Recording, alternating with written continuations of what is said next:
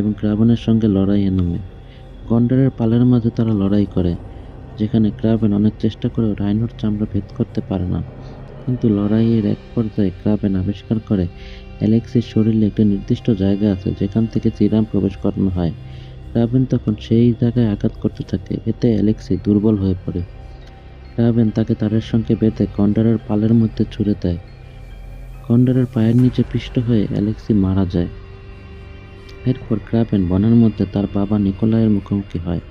সে জানতে পারে নিকোলাই ইচ্ছা করে ক্রাভেনের পরিচয় ফাঁস করেছিল, যাতে ক্রাভেন বাধ্য হয়ে অ্যালেক্সিকে হত্যা করে প্রতিশোধ নিতে।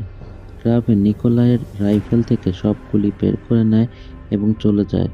তখন একটি ভাল্লুক এসে নিরস্ত্র নিকোলাইকে হত্যা করে। পরে ক্রাভেন দিমিত্রির সঙ্গে নাইট ক্লাবে দেখা করে। তাদের মধ্যে মতবিরোধ হয়। দিমিত্রি বলে ক্রাভেন তাদের বাবার মতোই, যে শুধু